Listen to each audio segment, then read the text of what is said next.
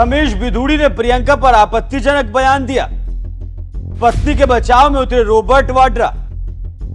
महिलाओं का सम्मान करना चाहिए।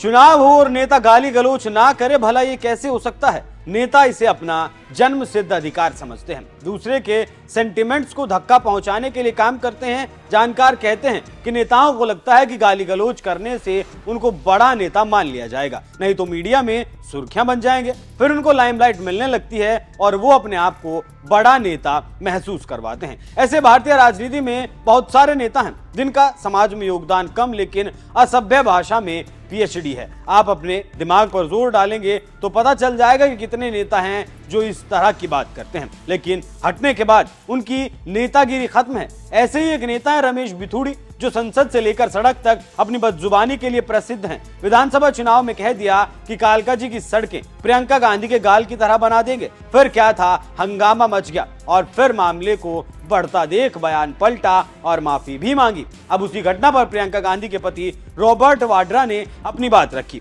जी हाँ, प्रियंका गांधी के पति रॉबर्ट वाड्रा ने कहा कि नेताओं को इस तरह की भाषा का इस्तेमाल नहीं करना चाहिए, खासकर जब मामला महिलाओं के सम्मान और सुरक्षा से जुड़ा हो। आप जानते हैं कि बिधूड़ी के बयान को लेकर समाज में अलग अलग प्रतिक्रियाएं देखने को मिली। कुछ ने इसे राजनीतिक प्रचार का महज हिस्सा माना, तो कुछ नेताओं ने इसे राजनीति के स्तर से नीचे गिराकर देखा। लोगों ने यह भी कहा कि चुनावी प्रचार में इस तरह की बयानबाजी से लोगों का ध्यान असल मुद्दों से भटक जाता है, जैसे महिलाओं की सुरक्षा और उनके सम्मान की रक्षा। नेताओं को अपनी भाषा पर कड़ी नजर रखनी चाहिए ताकि राजनीति का माहौल पॉजिटिव बना रहे और जनता के बीच एक पॉजिटिव मैसेज भी जाए। तो आप समझ सकते हैं कैसे वाड्रा ने रिएक्ट किया है।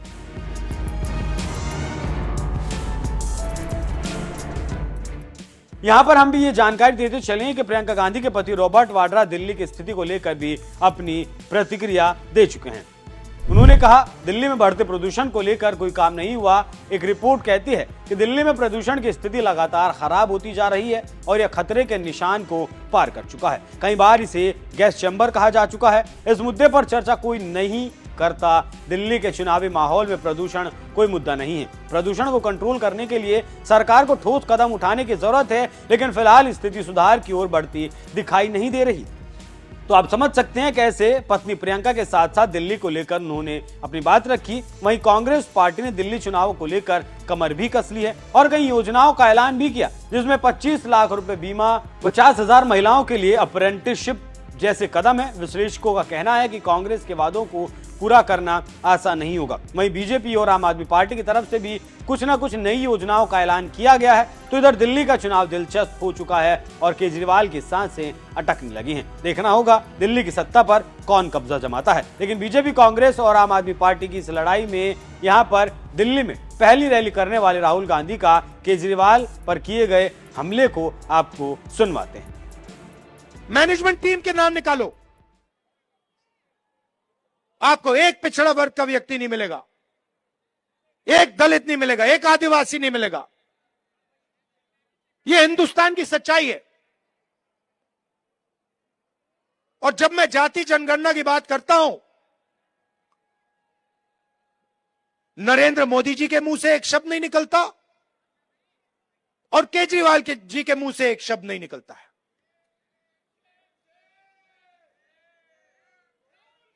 क्योंकि दोनों चाहते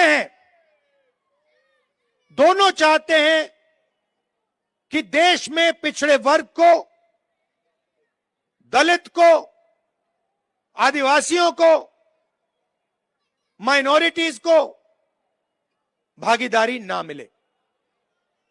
आप पूछिए कभी केजरीवाल जी से, पूछिए कि वो जाति जनगणना के साथ हैं या नहीं। मोदी जी से पूछिए जाति जनगणना के साथ हो या नहीं। मैंने पार्लियामेंट में उनके सामने बोला,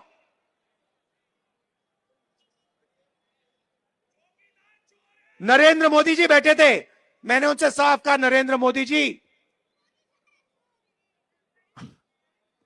आप करो ना करो, बच्चा भी जानता है। मीडिया वाले नहीं जानते, 6 साल का बच्चा जानता है। मैंने उनसे कहा कि आप करो ना करो मैं नहीं जानता, मगर जिस दिन कांग्रेस पार्टी की सरकार आएगी रिजर्वेशन को 50% से ज्यादा कर देंगे और जाति जनगणना लोकसभा में, राज्यसभा में हम पास करके दिखाएंगे। हम भागीदारी चाहते हैं, हम समानता चाहते हैं, हम चाहते हैं कि गरीब से गरीब व्यक्ति, चाहे वो दलित हो, पिछड़े वर्ग का हो, हिंदू हो, मुसलमान हो, सिख हो, ईसाई हो, कि सब लोग बड़ा सा बड़ा सपना देख सकें। मैं वो दिन देखना चाहता हूं जब 500 सबसे बड़ी कंपनियों में पिछड़े वर्ग के लोग मालिक बने, दलित मालिक बने, माइनॉरिटीज के लोग मालिक बने, आदिवासी मालिक बने।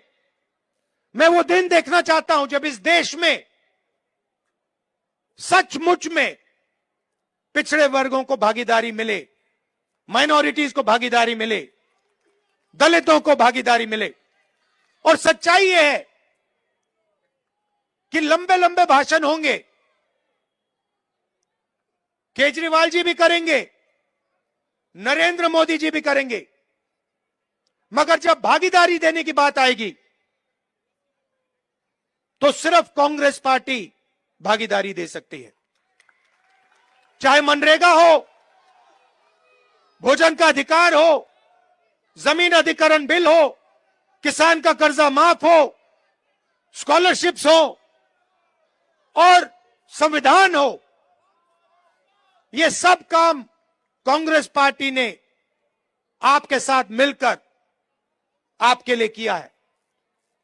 आप पूछिए, जाके केजरीवाल जी से पूछिए और उनसे कहिए कि वो पब्लिकली कहें, देश के सामने कहें कि वो रिजर्वेशन बढ़ाना चाहते हैं और वो जाति जनगणना करवाना चाहते हैं। हमारी सरकार आएगी, दिल्ली में एकदम हम जाति जनगणना करके दिखाएंगे और सबको पता लग जाएगा, दलितों को पता लग जाएगा कि आपकी दिल्ली में, दिल्ली की सरकार में, दिल्ली की संस्थाओं में, दिल्ली के गवर्नमेंट में कितनी भागीदारी है। आपको पता लग जाएगा, पिछड़ों को पता लग जाएगा कि आपकी कितनी भागीदारी है। आज जहां भी आप जाते हो, सरकार की संस्थाओं में आप जाओ, अस्पतालों में जाओ, प्राइवेट अस्पतालों में जाओ, प्राइवेट कॉलेजेस में जाओ, आपको पिछड़े वर्ग के लोग नहीं मिलेंगे, आपको दलित नहीं मिलेंगे। यह सच्चाई है हिंदुस्तान की। और जाति जनगणना एक क्रांतिकारी काम होगा। मैं आपको कह रहा हूं, दिल्ली की सरकार आएगी तो यहां करेंगे और नेशनल लेवल पे लोकसभा में मैंने वायदा किया, हम उसको पूरा करके दिखाएंगे।